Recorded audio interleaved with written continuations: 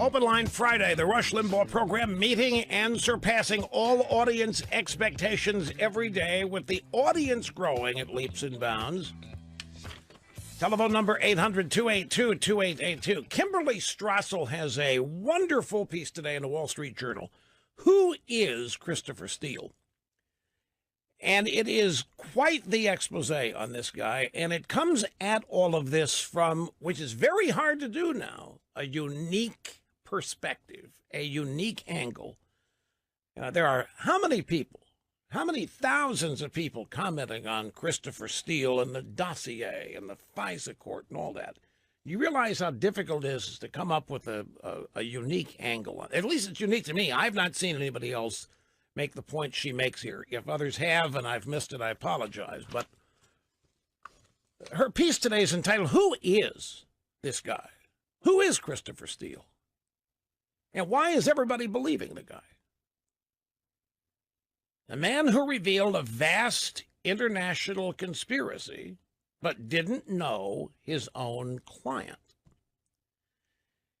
To the extent that the U.S. press has focused on Christopher Steele, it's been to portray him in heroic, epic style.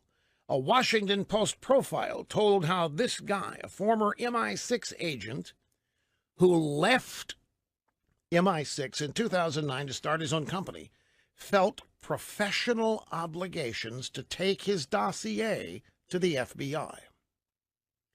That's how worried and rattled and alarmed he was about the Trump-Kremlin plot. The FBI welcomed this well-trusted source, who had provided information in the past as a peer, because he used to be an intelligence guy himself up till 2009. But Steele made it all up.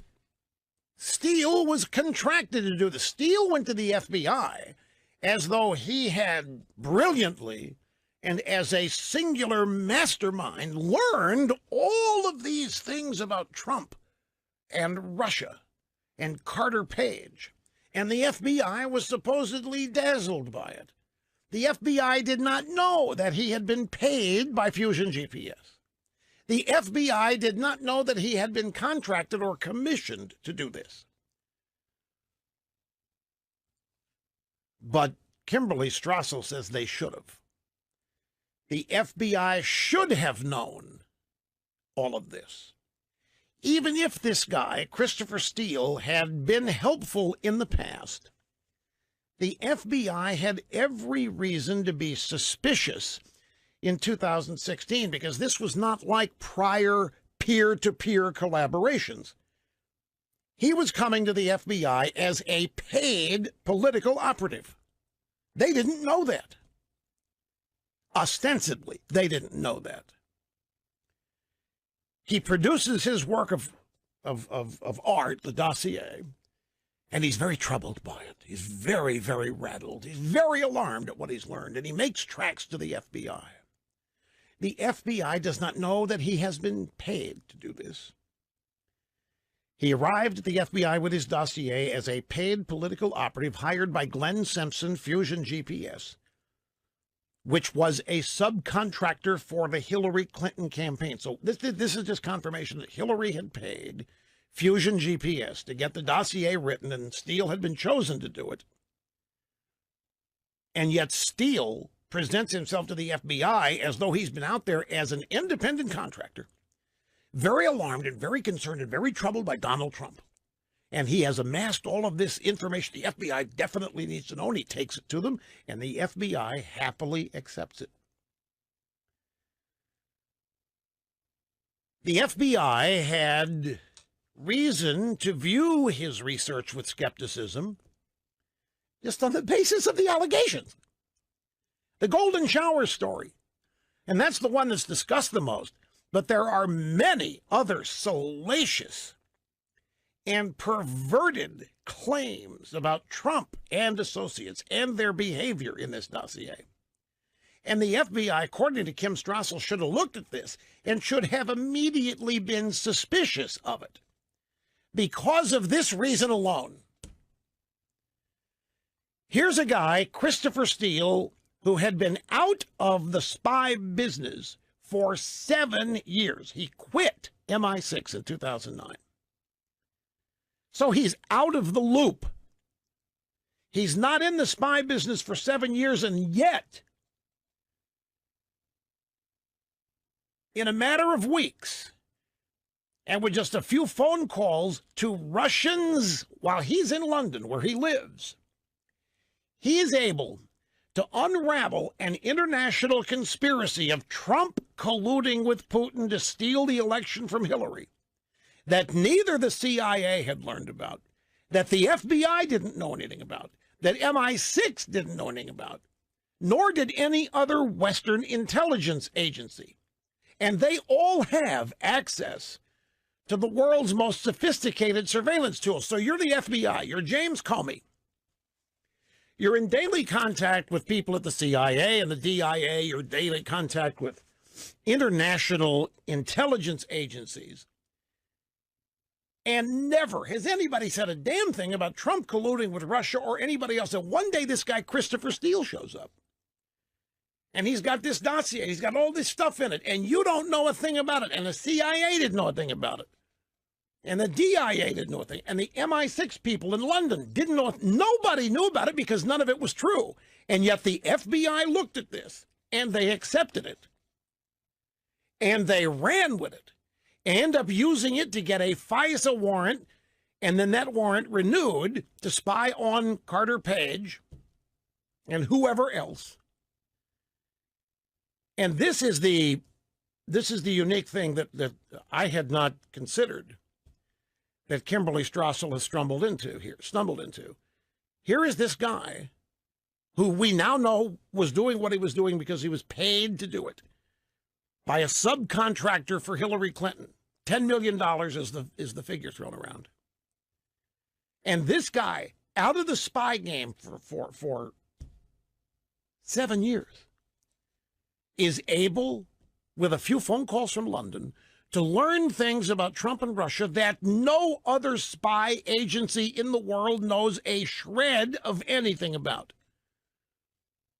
That alone should have told Comey and Brennan and Clapper to be highly suspicious. Instead, they were not suspicious. They embraced it and they ran with it. Rather than proceed with caution, the FBI swallowed this whole thing eagerly. And according to the recently declassified criminal referral from Chuck Grassley, which we detailed yesterday, James Comey testified the FBI could not meaningfully corroborate Steele's work, but nevertheless used it in foreign intelligence surveillance court proceedings because Comey said, well, this guy had given us good stuff before, even though there was no evidence anywhere for this stuff. There was no evidence. No other spy agency had an inkling of any of this. And this guy, out of the game for 7 years, is able to dredge up all this with phone calls from his home in London to a bunch of Russians. And so the magic happened. The FBI accepts this, and a political document, a political opposition research document, is automatically converted into legitimate intelligence. Christopher Steele and Fusion GPS Glenn Simpson proceeded to use the FBI to advance Hillary Clinton's interests. And then they went to the press. And this is what got the dossier ultimately in the public domain. Christopher Steele, who was asked by the FBI not to talk about it, did anyway. And this is where the Grassley memo resurfaces again, demanding an investigation of Steele because he lied to the FBI.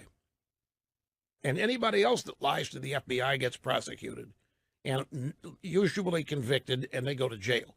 So Grassley's demanding the same equal treatment for this Christopher Steele guy. So Steele and Glenn Simpson, Fusion GPS, they go to the media with a series of briefings about the FBI investigation into the Trump campaign.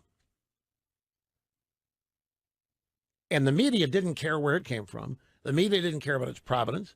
Media didn't care right or wrong. Media wanted the narrative Trump colluded with Russia. This gave them the narrative. Then, thanks to the FBI, Christopher Steele did not have to present the media with all this crazy-sounding opposition research about sexual perversion. The FBI did that for them. Steele got to point to a full-on government investigation. Steele did not have to go to the media with his dossier and say, look what I found.